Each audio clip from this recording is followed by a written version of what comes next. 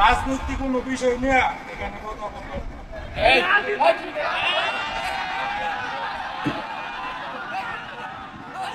এই বেয়াদবটাকে সরাই দেন, সরাই দেন।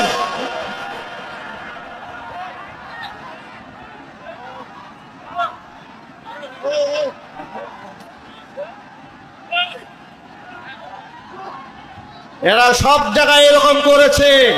এই বাড়াবাড়ি আর চলতে দেওয়া হবে না, কথা বলতে হবে, ঠিক কিনা?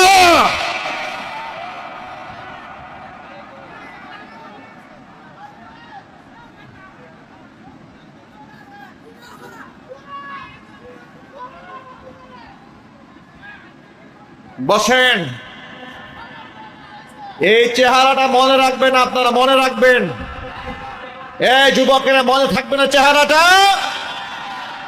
এরা বিগত 16টা বছরে সন্ত্রাসী কর্মকাণ্ড করেছে। এখন থেকে এদেরকে সন্ত্রাসী কর্মকাণ্ড করতে হবে, ল্যাংটা করে ঝুলাই রাখা হবে।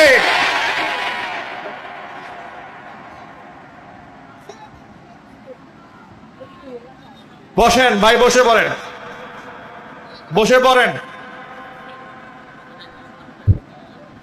পাতি নেতার দিন শেষ। যুবকেরা জোরে বলতে হবে, পাতি নেতার শয়তানির দিন।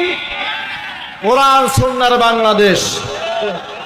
বিগত 16 বছরে মদ গাঞ্জা খাইয়া বহুত বক্তাদেরকে তোমরা বেইজ্জত করেছ। এখন যুবকদের জুতা স্যান্ডেল সব মাহফিলে প্রস্তুত থাকতে হবে।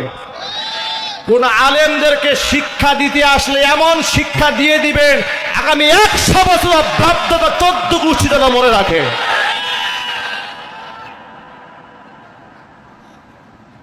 সুতরাং যুবকেরা বসে যান, আপনারা বসে যান, বসে পড়েন। সে একটু হিরো হইতে আসছিল আর কি, কথা বলে না। কি হইতে আসছিল? হাজার হাজার মানুষ বসে আছে, অনসংখ্য ক্যামেরা আছে, তার একটু হিরো হতে মন চাইছিল। এখন থেকে যে হিরো হতে আসবে, ভালো করে শোনেন, এই রকম ধান্দা নিয়ে বাংলাদেশের কোনো মাহফিলে এমন হিরো হতে যেই আসবে ওরে ল্যাংটা করে ঝুলাই রাখবে। কত একটু ভাইরাল হতে মন চাইছে। কি হতে জুড়ে বলেন? এর একটু ভাইরাল হতে মন চেয়েছে, ওরা জীবনের তরে ভাইরাল করে দেবেন আপনারা। অনেক সহ্য করেছে 16 বছর, সামনে আর সহ্য করা হবে না। কোরআন সুন্নাহর বিরুদ্ধে উপদেশ যেখানে আসবে সেখানে এদেরকে পুঁতে ফেলা হবে, কথা বলতে হবে মুসলমান, ঠিক কিনা? এই হাসিনার নেতৃত্বে অসংখ্য উলামারা শহীদ হয়েছেন, কথা বলেন, ঠিক কিনা? আয়না ঘর তারাই তৈরি করেছিল, মর্মান্তিক জীবন যাপন সেখানে তারা করেছে। লা ইয়ামুতু ওয়া লা ইয়াহইয়া, না তারা মরতে পেরেছে না তারা বাঁচতে পেরেছে। বছরের পর বছর তাদেরকে সেই ঘরের মধ্যে আটকে রাখা হয়েছিল। তাদের বক্তব্য শুনলে অঝোর চোখ থেকে দরদর করে পানি চলে আসে।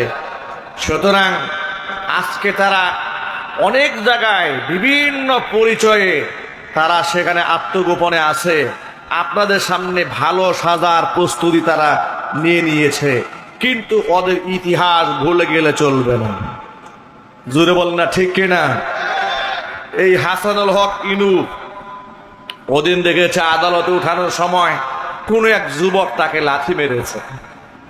যুবক লাথি শুধু মারে নাই, 18 কোটি মুসলমানের কলিজা ঠান্ডা করে দিয়েছে, কথা বলে না, ঠিক কিনা?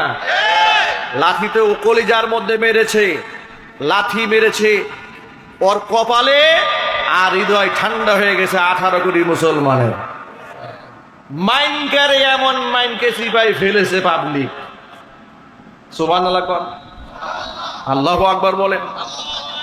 গর্ব করে এই শয়তান মানিক বলেছিল, আমি দেলোয়ার হোসেন সাইদিরে ফাঁসির রায় দিছি। কি খুশি! শতাব্দীর শ্রেষ্ঠ মুফাসসিরকে মিথ্যা মামলায় ফাঁসিয়ে ফাঁসির রায় দিয়ে গর্বের সাথে যে উচ্চারণ করে আমি তাকে ফাঁসিয়ে দিয়েছি, 1000 বার ফাঁসি দিলেও মুসলমানদের কলিজার ক্রোধ মিটবে না, কথা বলতে হবে, ঠিক কিনা? এই মানিকের ফাঁসি হওয়ার দরকার আছে না নাই? এই ইনুর ফাঁসি হওয়ার দরকার আছে না নাই? হাসিনার ফাঁসি হওয়ার দরকার আছে না নাই? রাশেদ খান মেননের ফাঁসি হওয়ার দরকার আছে না নাই? আইনমন্ত্রী আনিসুল হকের ফাঁসি হওয়ার দরকার আছে না নাই? আইনমন্ত্রী আনিসুল হক কদিন আগে রিমান্ডে মার খেয়ে বলেছে, ভাই আমাকে আর মাইরেন না, আমি সব হাসা কথা কই দিই, আমার কোনো দোষ নাই, যা করেছে ও ডাইনি সব করেছে। পলক মার খাওয়ার পরে পলক বলে, ওই পলকে পলকে ইন্টারনেট বন্ধ করেছে, কথা বলতে হবে তো, পলকে পলকে ইন্টারনেট বন্ধ করে দিয়েছে। পলক বলে আমার কোনো দোষ নাই, আমি আগেই তারা বলছিলাম যে গদি আপনি ছাড়েন, এ কথা বলে আমি দৌড়ানি খাইছি, এ কথা বলে কাদের সাহেব আমাকে মারতে এসছে, ইত্যাদি কথা বলে পার পাওয়া যাবে না। এ জাতির শহীদদের রক্তের সাথে গাদ্দারি করা হবে যদি এদেরকে বিচারের আওতায় আনা না হয়। আর যদি এদেরকে ফাঁসির মঞ্চে মঞ্চায়িত করা না হয়, তাহলে দেশের মানুষ আবার বিক্ষুব্ধ হয়ে উঠবে। সুতরাং কে সেফ হাউসে আছে, কে অন্দর মহলে গা ঢাকা দিয়ে আছে, এ সমস্ত নাটক আমরা দেখতে চাই না। আমাদের দেশের সার্বিক পরিস্থিতি ভালো নয় বলে আমরা সবর করছি, ধৈর্য ধারণ করছি। বানভাসী মানুষের জন্য আমাদের অন্তর কাঁদি বিধায় আমরা সেই ব্যাপারে কোনো পদক্ষেপ নিচ্ছি না। খালি কোনো মতে আমাদের দেশের এই সাময়িক দুর্যোগ কাটিয়ে উঠতে না উঠতেই গোটা জাতিকে ঐক্যবদ্ধ হয়ে যেতে হবে খুনিদের বিচারের আওতায় আনার জন্য।